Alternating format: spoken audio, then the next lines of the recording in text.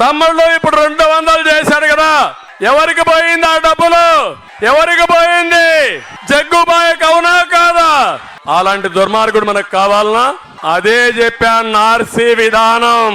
మీరు నాశనమైన, మీరు సస్తా ఉన్న ఆడబిడ్డల తాడిబొట్టు తెగిపోయినా చూస్తూ ఆనందపడే రకం ఈ జగ్గుబాయ్.